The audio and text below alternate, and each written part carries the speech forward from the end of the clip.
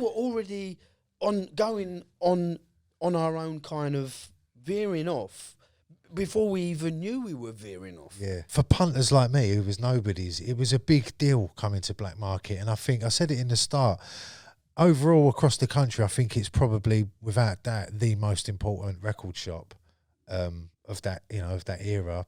Yeah, of course. If I said I didn't miss it. Yeah, I bet. It was life. Yeah. Everything from, I don't think it was really, I mean, we just had a laugh in there. It wasn't even, I wouldn't even seen it as a job. It didn't seem real. It was just like, cut. Yeah. I'm just, I can't describe it. It's just surreal. And it was like, the next day I'd gone in the shop and I was right, I'm going to get on my thing, going to get on with my work and everything. And I'd gone in the shop and just the phone going all the time. Like, what happened? What happened? What happened? People walking into the shop. What happened? What happened?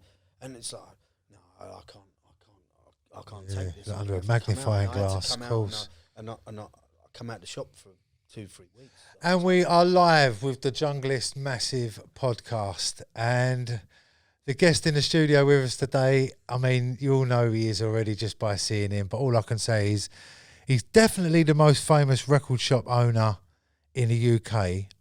I'm assuming that could go as far as around the world, because I can't think of anyone else that's so associated with such an iconic record shop as yourself. But anyway, he can tell us all about that himself.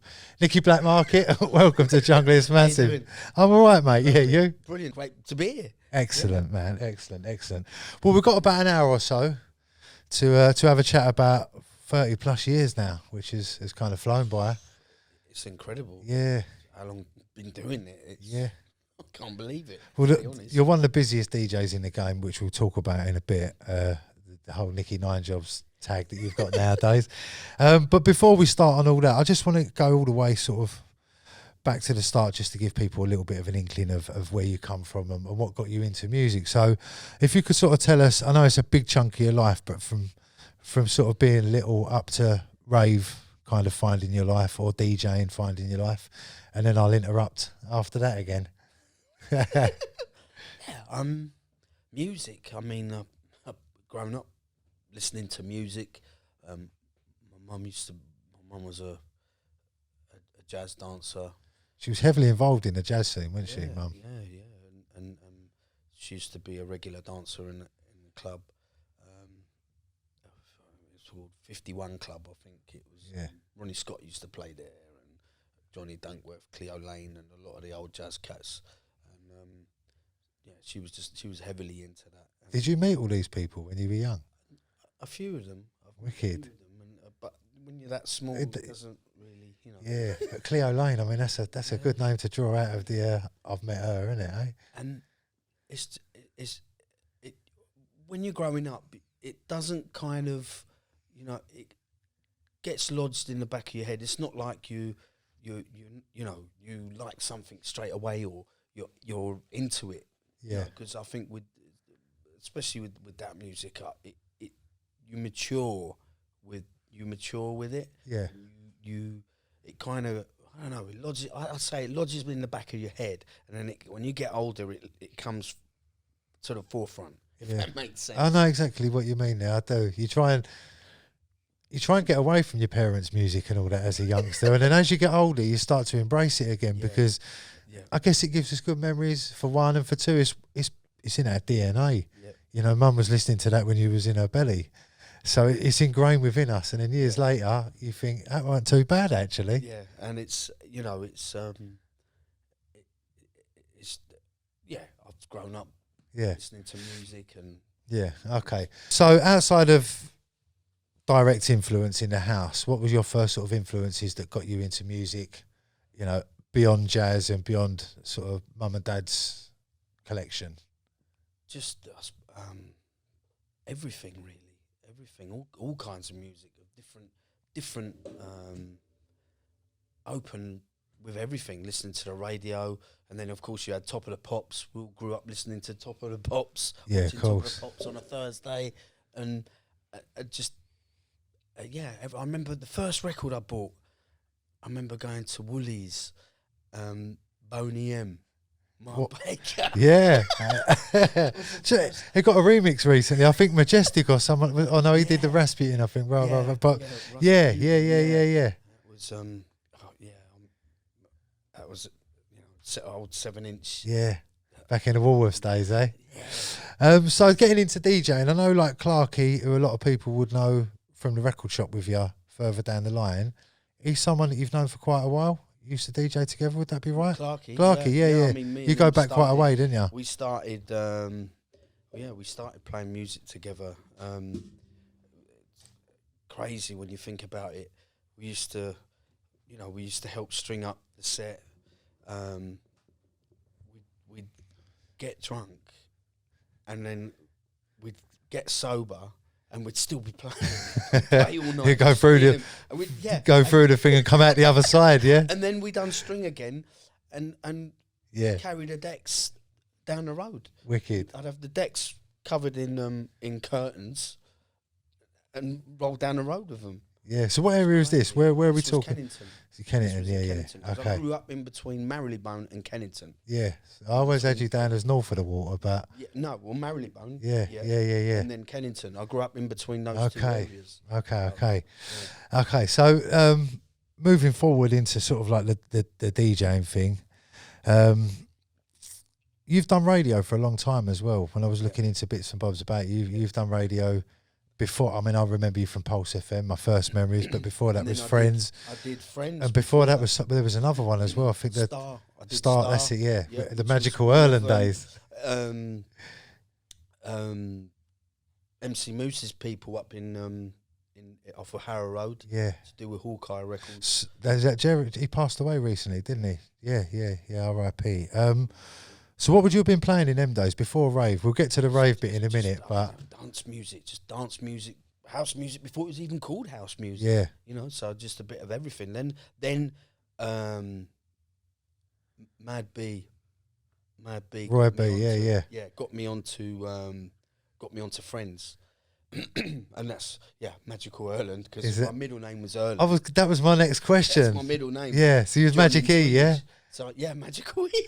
It's the perfect name for that time, to be fair. I mean, it was quite a magic E, magic era.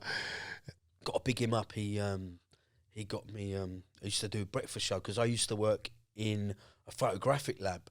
That's when I left school. Yeah. And I went into working the rolls of film. Do you remember the rolls of film? Of course, yeah. E6 Despite my young age, Nick, I remember them. And I used to develop the rolls of film. That's what I used to do. Obviously, you can't do that now. It's all digital, because before it was all like dip and dunk machines. Yeah. So I'd do a breakfast show on Friends, and then I'd go and do a day's graft. Wow. And So was this where sort of like the house, the late 80s house era? Yeah. So was you you was in it from early then, playing it from early doors, yeah. What were some of the standout tunes that you remember, and sort of what was the?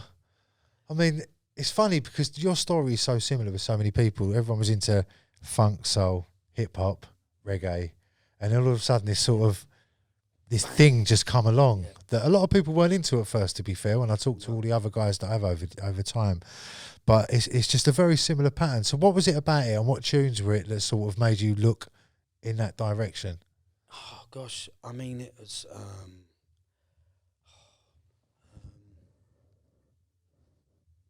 it was, you had like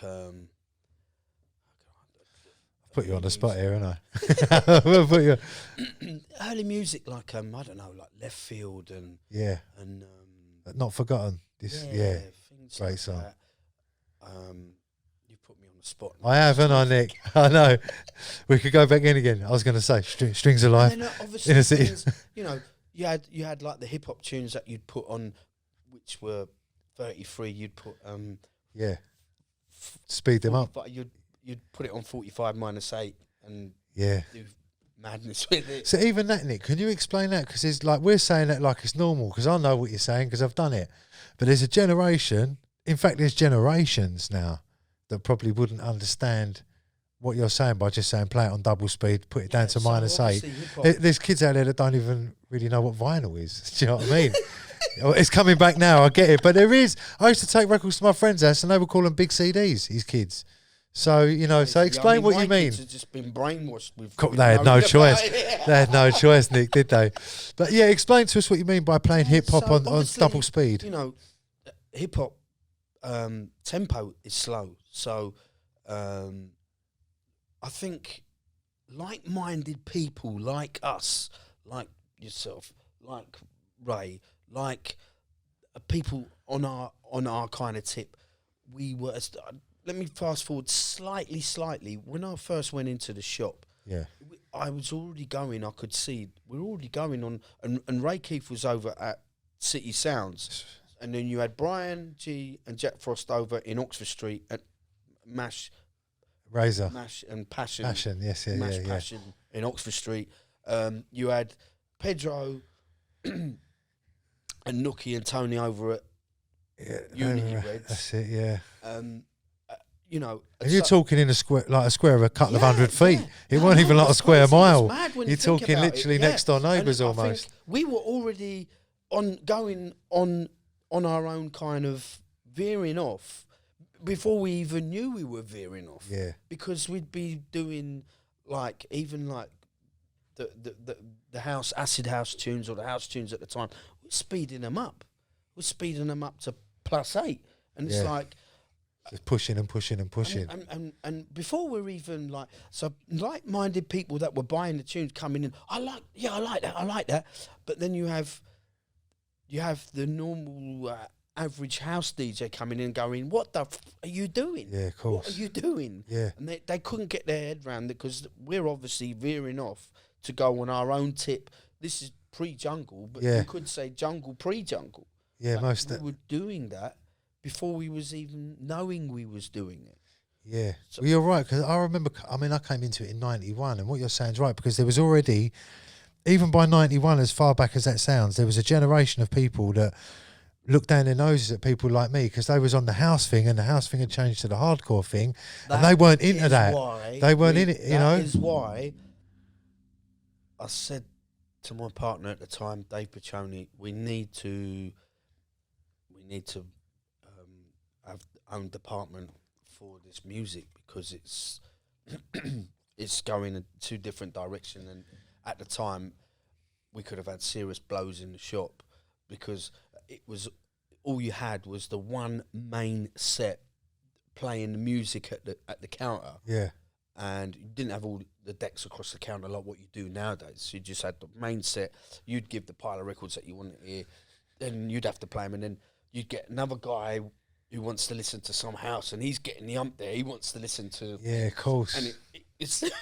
yeah, I bet, yeah. Come to some serious blows. So decided that we'll put the shop in our department downstairs, as the soul and the hip hop wasn't financially carrying the swing at the time. Yeah, yeah. We decided to put that downstairs.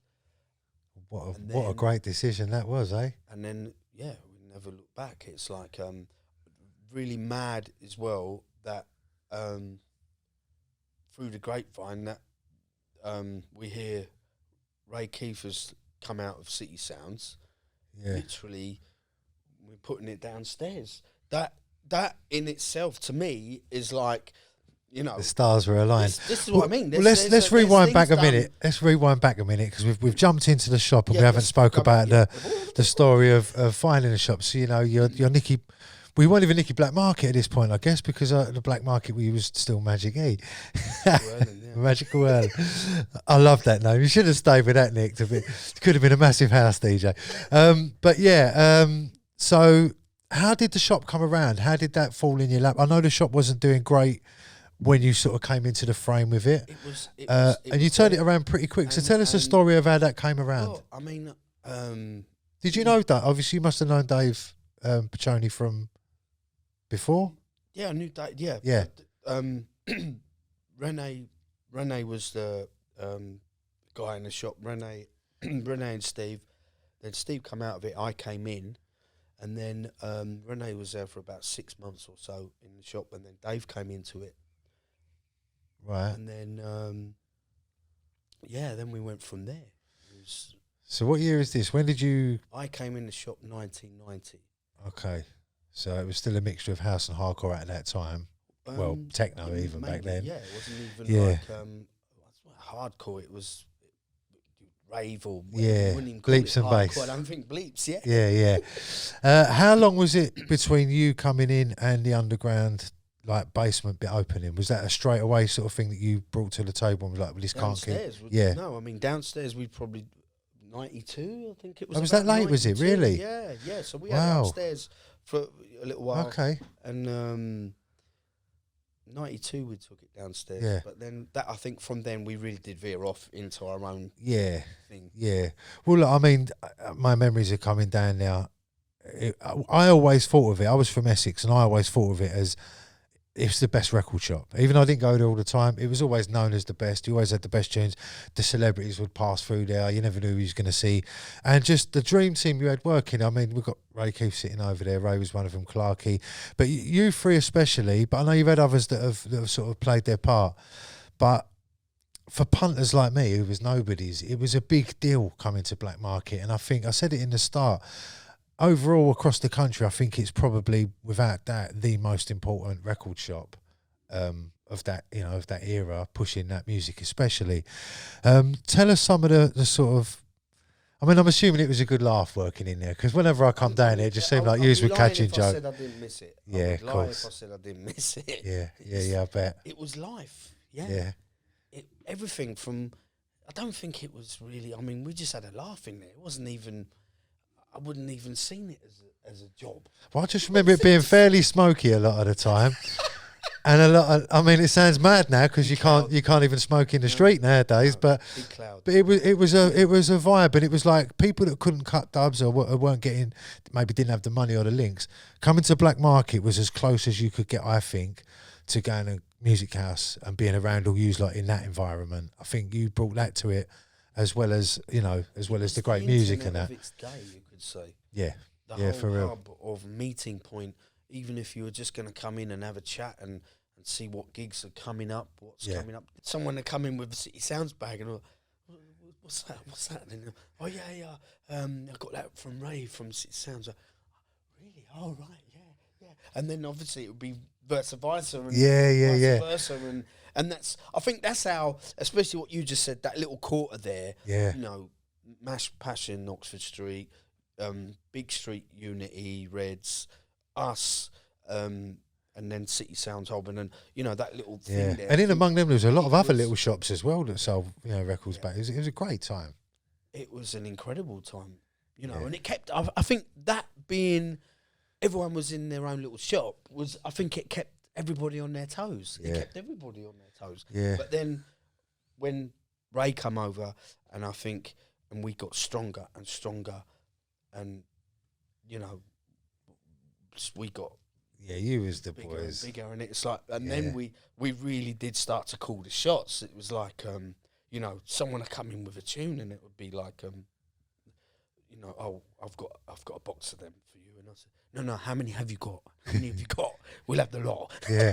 Give us a week and we'll pay you. Yeah. And it was like, wouldn't even be a week, and they'd look gone. Can we have some more, please? No, I mean, it's funny because you say about them shops. If I used to go to uni, I might get something that I couldn't get with yous, and around all the shops they'd all have their little links, but you guys had the links. They might have a link or a couple of links. You had the links. Anytime I and I can only talk from personal experience, I would always go out of a bag of tunes that I knew I weren't going to get in my local shop, which was Boogie Times or Music Power, because of what you would do. Because you had that command, and that's what brought people to the shop. We ended up taking lock, stock and barrel the whole thing. Yeah. I remember one time, I can't remember what tune it was. It might have been Deep Blue Helicopter, but we got it slightly early, and we had it was all behind the stairs, and I don't know, there's no room to move. I was thinking, what are we going to do with it? So if they don't go, then what?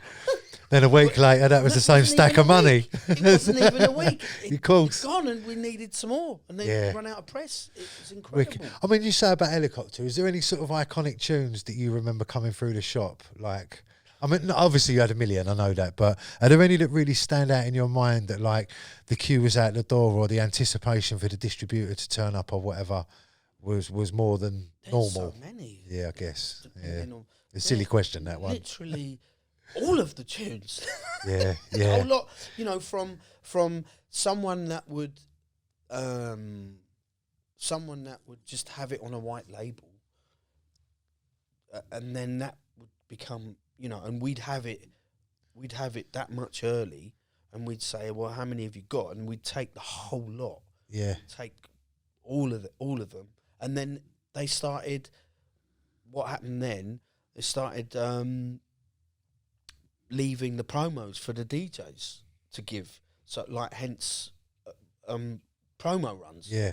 You know, that people would leave the can you give this to Groove Rider? Can you give that to Fabs? Can you give this to Frost? Can you give it? You know, and they'd leave for everybody. Yeah, I remember the bags in the box. It was nothing more depressing than seeing a bag go over your head to someone behind you, and you're like, well, I want my...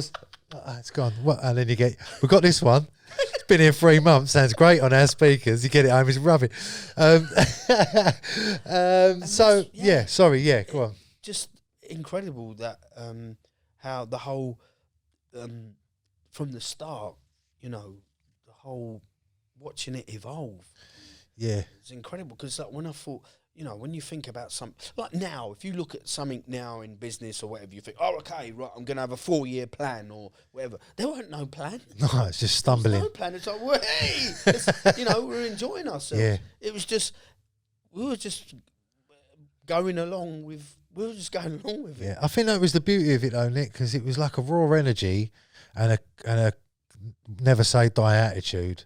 And a load of excitement, all mixed up into one moment in time, and I think that's why things got pushed over the line. You know, so I remember when I was a little kid, and there was the whole two-tone revival thing with the specials and Madness and the selector and the beat, and you know there was that, which I was kind of small, but there was that movement. Yeah, you know, and then you had the acid house explosion, and then you had hardcore, but then come the jungle. Yeah. It was like, yeah.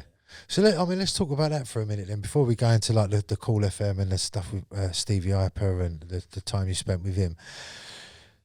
The evolution of the music. I mean, I won't say I know everything about music, but I've never known the music to sort of progress in terms of speed, BPMs and styles as quick as what our music did, especially through that early sort of from 1990 to 95, I guess.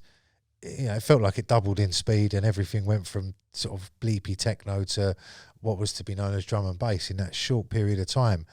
In the shop, you know, it's mad because I was thinking about it. You was actually like, sorry, Nick, sorry. Yeah, go on. Carry on. Go on. Let me just pause you there. But now it's kind of leveled out. It has. So it's kind of, you could say, we'd be at 600 BPM if it was still going at that. Dong, dong, dong, dong, dong, dong, dong. But now I think it's found its place. We found our place as such. So I think, although it went quick to that jump there, like you say, from early 90s to, like you say, 94, 93, 94. Yeah. And it went really quick. It's like every week it got a couple of BPM quicker, it felt like. I think it's to do with the breaks, to do with, you know, how the music was set out. And now it's kind of, you could say, now it's leveled out to a degree of what we got now. Yeah. Going back to what I was going to say was, in your shop, it was kind of, I don't know, it wasn't unique, but you had the record shop, 2 arguably 3 top DJs in there. I know Clarky, you know, probably didn't climb to the heights that you guys did as DJs, you and Ray, but he was about and he was doing his thing. But producers, you know, you had all of the thing covered. So the whole, you know, I've heard you talk before about the sort of like the process of, you know, from producer to DJ to radio and rave to shop, and it's like, and it keeps going round and round, and the cycle has to keep moving. So you was literally in the centre of that. You're buying the products that you're playing because you know they're going to sell, because you're out every week watching it before you're even able to sell it. So it must have been such an exciting time to be so. You're in the mid. You're right in the thing. Yeah. You're right in the thick of it. Yeah. You can't get more exciting than that. Yeah. We're not working. We're having a laugh. Yeah. We're having fun. Yeah. You know, Don't tell him that, Nick. You'll have the missus saying, I told you it weren't a real job. Go and do the painting. And we had a team down in the basement. We had a team. I mean, also we had Ash Attack, we had Crazy Legs, we had Miss Pink. Yes, Pink of course. was over in Ambient Soho. She came from Ambient Soho. She was working there before, and remember down in the Berwick Street Market. Yeah. I remember. Yeah, I remember. Yeah. Then she come up to us, Profile, and then obviously open from that. Yeah. Come the whole dubstep. Well, I remember thing Youngster with was Sarah working there for a bit, wasn't he? Yeah. Yeah, and it's great because that's, to me, I think that's another branch of our tree. Yeah. It's another branch that's come off. Yeah. It's incredible. Well, look, before we go into the radio and even travelling the world and all the other bits that have come on the side of it, obviously, you know, Blackmarket is no longer, sadly. But before it actually closed down, you came away from the shop, which must have been, I'm assuming, a flipping tough decision because, like you say, it was your life. Even though you was only working there 5-6 days a week, I'm assuming it was your life 7 days a week and more. Yeah, it would sleep, tit, Yeah, everything. I bet. Yeah, the shop. You know what I mean? And it was, you know, I had to make a conscious decision. I moved out of town, moved west. And I had to make a decision of coming out, you know. Yeah, and, must have been a tough decision. Oh, big time. Yeah. Yeah. It was. Yeah, I must admit, I was balled out when I left there. I bet. It was my whole life. So how long was you there for when you left? How many years had you done there? 20-something. Yeah. Yeah, it's a big part of your life, and like you say, it's not just a small part because it's your hobby. It's your life anyway. It's what you do when you're not at work. Is your work. So, yeah. It's a hobby that turned into everything. Yeah. I know it's probably a silly question, Nick, but would you ever go back to working in a record shop if one asked you to go back there? I mean... Do you miss it that much, or is it just you miss days? I don't know, obviously, if it would be the same now. But yeah. I mean, I would love to. Yeah, I would really love to. Yeah, you might miss the idea of working in it till you go. I was speaking to Ronnie Sides the other week, and he was saying, maybe do a shop in Bristol or whatever. Do you know what I mean? Give me ideas. But yeah, I mean, you know, I'd be lying to say that I didn't miss it. I'd be lying. Yeah. You know what I mean? I don't know how you'd fit in though, Nick. Right. Well, you probably would, to be fair. I don't know. You've got your own diary that runs on Nicky Blackmarket time. Again, what I did then was like absolute madness. I'd be going out. We'd be doing 3 gigs. We'd be all day in the shop.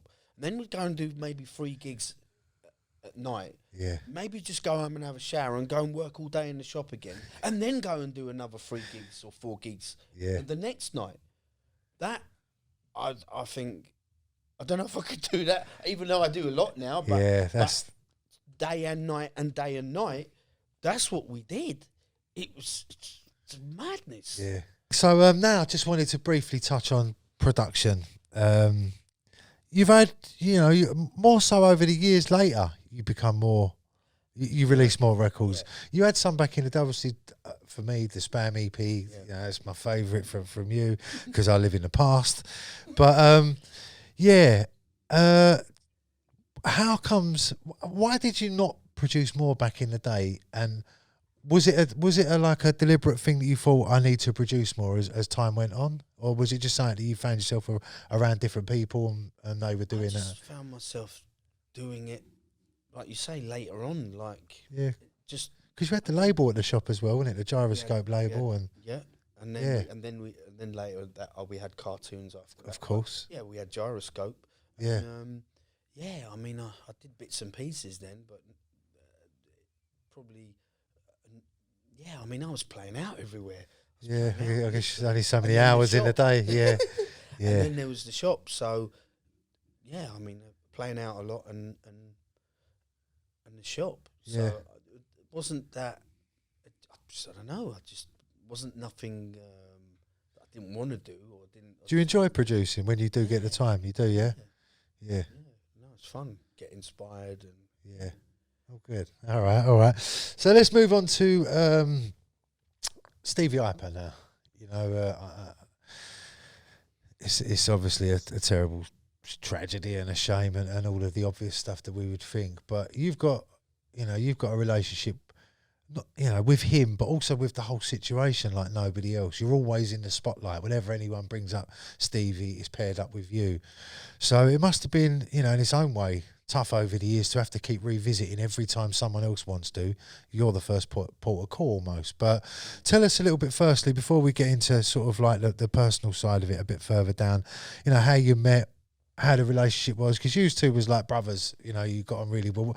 From the outside looking in, just listening to the show, seeing you out and about, it just looked like you was just having the best time, to be honest. Again, it's like the same as the shop. It's like we were having fun. It was just, and we. Where did you remember first meeting him? I remember we,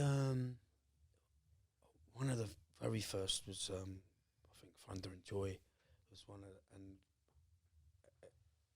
we just hit it straight away. Yeah. Straight away. And it's like, and that was it. Yeah, come on road. Yeah. And, we went all over the gaff. And then I remember first time we went onto Cool FM. Yeah. So was you already paired up before that? Were you doing work as Nicky and Stevie before? Because you really came to the forefront for a lot of people through that era, the Cool era. Yeah. But was you already doing the Nicky and Stevie thing before that? Yeah, before the Cool thing. Yeah, cool, okay, right, yeah. And it was when that come about that we were going to have a show on Cool, it was such a big thing. Mate, that was huge news. It was such big, and the thing is we were psyching ourselves up. Shadow boxing outside the studio. We had, so I can't remember, we did something earlier, and then we went to Hippodrome in Leicester Square. Hippodrome. We done Orange at Hippodrome, and we were kind of late on there because we'd done something earlier. Then we done Orange at Hippodrome, and then we were going straight from there to the radio. This would have been Sunday afternoon. Yeah. We were matched. We were really matched at this point. So we'd been out, from early Saturday night. Yeah. I can't remember where we went, somewhere, and then we come to Hippodrome, and then we were going off to the radio. Yeah. We turned up at the radio the first time ever, and then Stevie was going to light up a spliff. Yeah. And then what's that smell? Oi, hold on. and the Calagas, the little Calagas. I nearly killed him. I nearly killed you, sorry. The Calagas thing was, it weren't lit up. So fucking, it's all, gas was escaping. Mate. Like, no, don't light up yet. It was, crazy, yeah. Welcome to Pirate Radio. and then we had, every week, we had, on the Super Sunday, and I think it was 6 o'clock. And 6 to 8 or 5 to 7. I think it was 5 to 7 or 7. I know they run on the odd numbers, of course. I think, but it was 7, and it was like going up there, and it was just so exciting because the next day I'd come in the shop and they're like, "Have you got that tune?" No, not yet. Sorry, it's on dub. Yeah. It's not out yet, and it was just great to And then Stevie, I got Stevie, God rest his soul. I got him to I said, that's really important. Mention the names of the tunes, mention the label, or mention something about it so people know. Do you know, now you said that, he did used to do that. And that was because I said, it's imperative. I said, it's imperative. You've got to say what it is, who, what, label, artist, title, something. Just say something about the tune. You've got to say something about it. So he always, and he did, and all. Yeah. Nick, I can hear him. I can hear it in my mind now. I always made sure, and that was me saying to him, "Listen, it's imperative. We need to tell the people what it is or what." Yeah, and as a listener, we are the information. It was so helpful as a listener. Yeah, So, and that's I said to him, it's really important. We've got to tell the people what it is. Wicked. I never knew that. So, look, when I think of you two, I think it's fair to say that, you was a big rave DJ. The Jungle Explosion was happening. Funny enough, I had a conversation with Hype the other day, and it was Jungle Fever that sort of got him accepted into the jungle scene, should we say, at the time, even though he was a big rave DJ. And yourself, you was playing at all the raves. Stevie was playing at a lot of the raves as well. But the actual jungle scene, at the time, you know, your roasts and jungle fevers and these kind of things. They didn't book Stevie until the Cool Thing, from what I remember. I remember your first roast gig at the Island Ilford used to. It was a huge deal, huge deal. Again, I could get a bus home and all. It was wicked. That's another 145. But yeah, it was a huge deal, Nick. Another. I mean, and that set's still going around on the internet. Yeah, you know, and that was, you know, I can remember that now. Just like everyone going potty, going mad. It was. You played Light a remix, I think, to start your set, if I remember correctly, and I just remember. It was like you'd been on call, and that was the first big thing that you had done as this new Nicky Stevie Cool FM jungle thing, and that night was a game changing night for you two as a double act, I think, in the UK. Because I think after that it was like, there's this thing. Have you seen it? Nicky Blackmarket, Stevie Hyper D. That it was the thing for that next chunk of time. I think probably the biggest double act of that period, definitely. What are your memories of, you know, travelling around with Steve, and you know, where it took you, and you know, I'm sure it was just we just had fun and just had a laugh. It weren't work again, like I said, it weren't work, and we were just enjoying ourselves. It was just a great time. Yeah, wicked. Yeah, I pulled out a picture, found a picture, and I put it on the internet. I put it on Instagram the other day, and it was me and Stevie of. I think it was 95 Carnival. Did you see that picture? I've seen it. I mean, through Daryl and them, I've been seeing all sort of bits and bobs. But I didn't see the one you'd put up. But I know that on Instagram. Yeah. And it's just I think that was. There's a clip of us at Carnival. There is. It's that. Yeah. Thing, but it's from the back. A picture from the back. I haven't seen that then. No, I haven't. Have a look on Instagram. Yeah. Put it up the other day, and just that there was. And see, that's an iconic piece of video as well. That is. Oh yeah. And you two like was from the other side, from looking into the into the set. Yeah, and, do you know? It's the decks were on milk crates, and back then a lot of the time the decks were kind of low. In the mid-90s, the decks were low, so. You know, when I think about it, that's probably why us had bad backs to paint, because we're hunched over. You're not as decks. old as you look, you're just all like over the carrying records and DJing and bent in half. I don't think even the carrying of the records. I think it's because we're hunched over the decks. Yeah. And because a lot of the time we're very low. So if you look at that picture on Instagram, you'll see the crates, and then you'll see the decks kind of quite low, and you'll see me hunching over the decks. Yeah, that really was an iconic. I mean, even though you didn't realise it at the time, but just when I won't go into the... The vibe was incredible. The vibe was like, wow. Yeah. Everyone going mad, and it was like a football match. It was like scoring the winner at the World Cup. Yeah.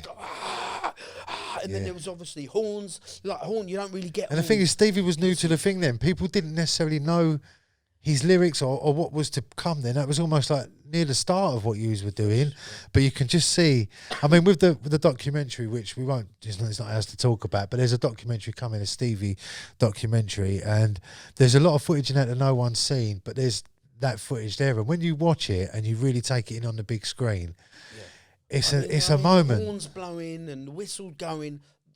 Yeah, and that was just you.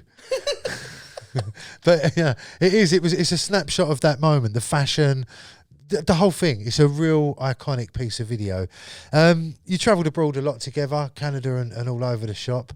Where would you say was your abroad home through that period for you two guys? I mean, Toronto was that's another thing, because like the week before Stevie passed away, we went to Canada, and it's just one event. That's going around on the internet, that set as well. Liquid Adrenaline. Yeah. Who's house DJ Characterise. You know Characterise? I know of him, but I don't know him. Yeah. It was his event. Yeah. Another iconic. Him and his brother, Characterise used to put on these events, Liquid Adrenaline. And just that gig there, it was in a massive warehouse, because when you go back in the 90s was, it reminded me very much of here in the late 80s when the whole acid house thing come along. Yeah. blew up, and warehouses and M25 raves, and very kind of similar thing in Canada.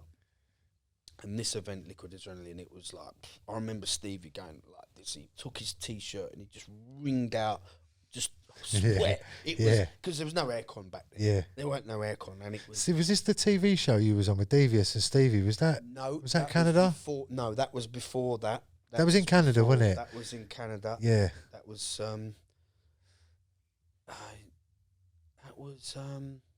That's another iconic, famous video. Yeah, It might be. Yeah, it is. I think Marcus's. You're right. The first time I ever went to Canada was for Marcus. Yeah. And it just it was crazy because back then you had to have work permits for Canada.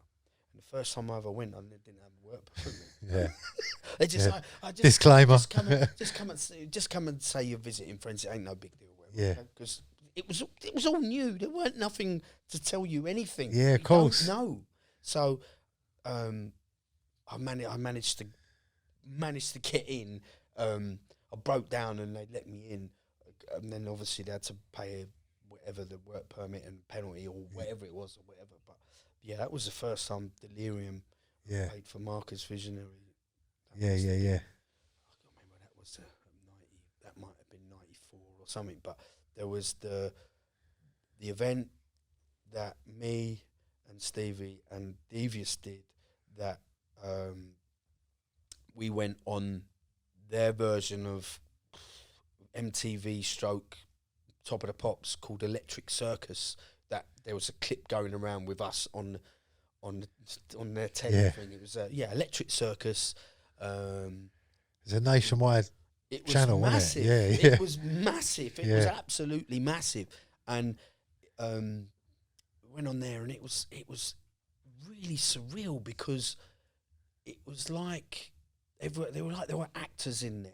So the break would come, the interval would come, and everyone would stop, and then they'd have a cigarette or people like you say, you used to have a smoke in there. You'd have a stop, they'd stop, okay, and then there'd be it'd be silent for a minute, and then everyone would be smoking and having something to eat or whatever, and then there'd be 5, 4, 3, 2, 1, action. Everyone's dancing. Okay, blah, blah, blah, and it's like, what's going on? Yeah. It was crazy. It was mad to see that, because it was all new to us. Of course, yeah. I mean, what a great experience. You'd only been young 20s then as well. What a great experience at that time. And then they interviewed us and we played some tunes, and this was their version of Top of the Pops stroke MTV. Yeah. It was, we'd never known anything like this. It's incredible. Wicked. So coming back to home again, as we all know, sadly, Stevie passed away. And, the scene, I remember myself, putting Call FM on a Sunday and hearing them talk about it and how I felt. So God knows what it must have felt like for not just yourself, but all you guys. Because even though we have our little bickers and ups and downs, it is a family, and we do, we do the same job, and we know the stresses and what can come with that.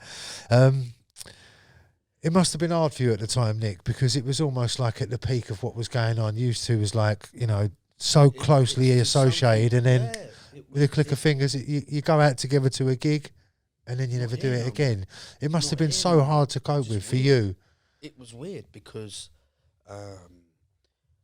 it didn't seem real. It was just like, cut. Yeah. I can't describe it. It's just surreal, and it was like the next day. I thought, right, okay, I'm going to get on with my life. I'm going to get on because I've never had anything like that. I've never had anyone really close to me like that really pass away. I even saw him passed away in the hospital. Yeah. Like, went at the hospital and see him there like that, and it was like I've never had that before. So it was I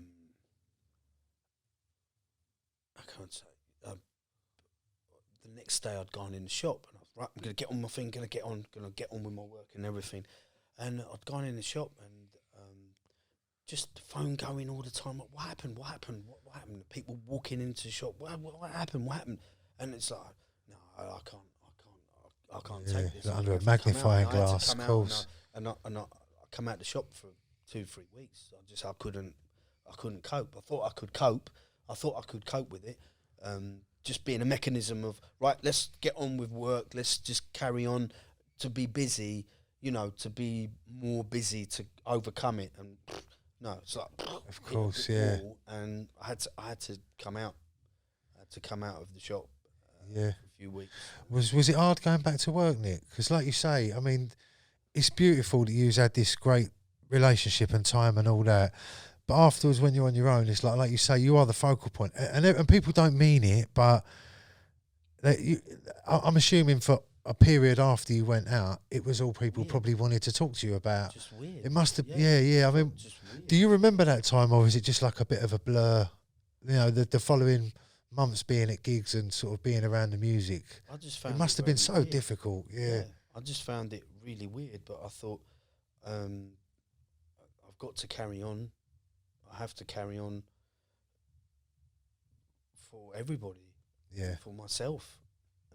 I've got to carry on. Yeah. Well, carry on you did. I mean, you've never stopped, to be fair, no, Nick, if we're totally honest. I'm sure he's looking down telling you, slow down, Nicky. Slow down. For him as well. Yeah, of course. Yeah. And you know what's lovely? Even now, anytime there's a mention of him on the microphone, or, you know, the odd little bits and bobs that pop up to do with his name, it just shows what you know, both of you, what, you know, Stevie as an MC and as an icon, but yourselves, with what you've done, you've cemented both of your places in the Hall of Fame. So, you know, you should be proud of what you two done. And I know it was tough, and I'm sure it still has its moments, but, you know, it was a moment in time that will never ever be forgotten. So you should be proud of that, Nick. You really should. But yeah, okay. So let's move on a little bit further down the line now.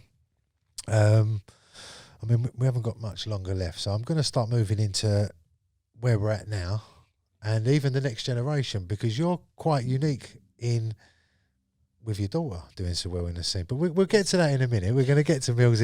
You'll get your time in a minute, Mills. Chill out for a minute. Yeah, where we're at now with the scene. You've seen it, as we've discussed, from sort of before Acid House, through Acid House, right the way through to now. In the eye of the storm, you've had your ups, your downs, your highs, your lows. Where the scene is at now, coming off the back of COVID, which we haven't actually spoke about, but I guess that's difficult. It's a bit of a scary one, that one, to go back. But we can get to that in a sec. But, you know, the current state of play where we're at now, there's a new culture of sort of festival culture, which I guess is a throwback to the raves that we all remember years ago. They're not a million miles in difference. How do you see the state of play now, coming from someone who's pretty much seen it all, Nick? You have pretty much seen it all. I think it's great. Yeah. I think it's just gone in all different directions. It's just split. Okay, I mean, look, it's just come off of one thing, the nucleus. It's like the sun, and then it's just gone all over the place. And I think it's great. It's healthy. It's to me, it's so great because I've got the eras behind me that I can play and indulge into whatever. Yeah. And play within. And you've never been scared to do that. I've always admired that, because a lot of DJs I love to getting to these ages are scared of being pigeonholed, so they don't want to play old school in case of this, and they can't do. But you've always been like, you'll play a bit of old, a bit of new, a bit of jump up, a bit of whatever, and everyone accepts you and books you. Yeah, it's like, I mean, you know, we're talking about this, you know, back to '95. The last back to '95, I played in. There's the back room right behind the. So as you're coming in, and then there's a room round the back. That was incredible. Yeah. That was, you know, and I think it's got big up Mikey, because the way how he programmed who's playing what, where, and when. Do you know what I mean? Because when I played in that room, it was going off, and it was great to see older people, their kids there, and different generations all partying in the same room. Yeah, which wicked. Is brilliant, which is great. The youngsters want to get educated, and then the elders just want to be entertained. So it was great to see all of that going on in, you know, and playing old school. Yeah, love that. Old jungle is brilliant. Yeah, I mean, it's been lovely as well the last sort of 10 years. Festival culture, You know, for want of a better word, it's embraced our music and all of us, luckily, along the way. And we've had some great times doing all of that, which I say is a bit of a throwback to the early 90s. But again, coming through COVID, you just mentioned generations dancing in front of you, and it ties me into what I wanted to talk to you about with Mills, your daughter. So before COVID, I knew her as Millie, your daughter. She used to see her now and again, lovely, hello Millie, that's my daughter, hello there. And then COVID come along, we had this little bit of thing where we all fell to pieces and went bonkers, and then we come back again. And then there's this DJ Mills. She's like, I go to heaven one day and it's my daughter, DJ. I say, oh no, no, she's DJ Mills now. Don't call her Millie no more. So you know, just going to what you're saying about the father, mother, daughter, son on the dance floor, we're now getting to a time where she's doing very, very well for us. I mean, she's doing better than you nowadays, Nick, to be fair. But, you know, it must be lovely for you, and it's lovely for all of us to watch that happen from the sidelines. So tell us a little bit about, Mills and how she's sort of grown up around the music, and how you must be so proud of her doing what she's doing. She's doing so well. She has gone on her own tip. As you said, I can't keep up with her. She's No, just gone on her own she's tip, gone. which is it's great, you know. And she knew a lot. I think she knew a lot of these people. That she knew a lot of the underground scene that was going on in London. Yeah. She knew a lot of those people. So I think a lot of them now have come into Clubland, and she plays for a few of these people. You know, they're gone into the Clubland now. But I mean, she said that she wants to play music, and I was like, well, why not? You know, she's been listening to it from like that. Was you happy for her to go into it? Yeah. You didn't. Yeah. Yeah, and it's just great to see. I mean, last summer we did Glastonbury together. Yeah, and that was that was incredible. Yeah, I know you've got to put your poker face on when you're playing, but you must stand back and, you know, when Glastonbury, your daughter's stepping up with a back-to-back. There must be that moment when you stand out the way and be like, yeah, wow. It's my daughter. It's my daughter. Forget about it. Yeah. So, yeah, it must be lovely for you. Wow. Yeah, the wow factor. It's incredible. Yeah, good stuff. I still can't get over it when you think about it. You know, she's 22, she'll be 23 coming up in a couple of weeks, and it's just like, where's the time gone? yeah, but I mean, what a lovely thing, like I keep saying, for yourself. But it must be nice for Millie as well to be out there. You know, she's carrying on her dad's legacy, and it ain't just because she's your daughter. She's good at what she does. You know, she's doing her thing on her own merit. Yeah, it just happens that she's your daughter as well. But yeah, good on her. All right, so cup of tea. Yeah, you know. She's much better in the mix than you. She's clean, not like your little. I'm joking. So it brings us sort of up to date. I mean, the scene's looking healthy. You're looking healthy. I mean, you're leaving here and going to do a booking because that's what you do, Nicky 9 jobs. You know, it's just the train keeps on rolling, doesn't it, mate? What do you see for the future, Nick, with your little crystal ball? You know, I'm just happy to carry on what I'm doing, to be honest, and giving people entertainment. Yeah, it's I've got a cartoons label, putting stuff out on there. Got Mark Ecstasy and Exile featuring the Ragga Twins and Deefa as well. There's another track there with Deefa that's coming out soon. And then I'm doing the 360 thing with Profile and Fat Man D. Yep. That's like, we do a showcase thing for like the festivals, the bigger things. Got Nicky and friends over in Box Park. We do every few months in Croydon, and then it's just great to just do different things, and then obviously a lot of the old school stuff, and I'm just happy to do. Busier than ever. I'm still living the dream. Busier than ever.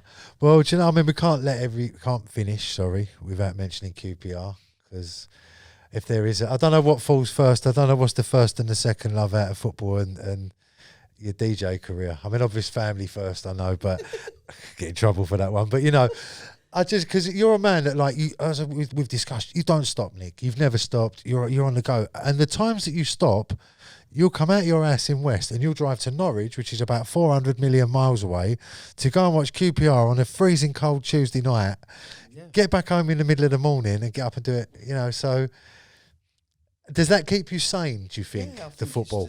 Yeah. I mean, everyone's got a vice, everyone's got, you know. Yeah. And that's what you do, isn't it? And how are QPR doing at the moment, Nick? Doing very well. I can laugh at it because I'm a West Ham fan and we're just as rubbish, so it don't matter. Last thing before we go, Nick, your love of tea. There's a cup of tea in front of you. First thing you said when you walked through the door when they said, would you like a drink, Nick? What did you say? A cup of tea. Does it still surprise promoters when you know, because obviously everyone, what do you want on your rider? People, I want this, I want that, I want petals in front of me feet, I want blue M&Ms. You're like, a cup of tea. Does it still surprise them, the ones that don't know you? Because some people think, someone that don't know me, they'll think, no, really, what do you want? So I want a cup of tea. And they think I'm winding them up. They think I'm having a laugh. I was like, no, it's because my mum always said, God rest her soul, she always said, you drink a hot tea in the hot climate and it will bring the body temperature down. Yeah? So if you're in a hot rave, a hot club or whatever, it's going to bring your body temperature down. Yeah? Mum knows best. There you go. So, yeah. You know, and I've had tea since we're little kids. So. Do you know, it cracks me up when Lily's just as bad. So is she a tea? Is she? Of course she is, mate. All of them. All of my kids. Well, you think as well? Everyone, we all love tea. So. From birth, that's all they've. Before birth, they just had tea. It's like a religion. So yeah. Yeah. Do you know, I love it. I put, you know, you go up, I'm on after you now and again at a festival, and I go walking up there, and you know, everyone's got their booze and they're showing up, and then there'll be like a flask next to your. Usually, you got your wellies with a fold top, and there'll be a flask next to it, and I think here he is. Nicky's about 2 cups of tea, and he's off again to the next gig. All right, well, mate, listen. If you want to mention anything, I don't know if you want to say any hellos or any shouts or anything like that before we leave you. Shout out to everybody watching this. I hope you're enjoying this. Jungle is massive. Wicked. Nicky Blackmarket, thank you, my brother. Brilliant. Wicked.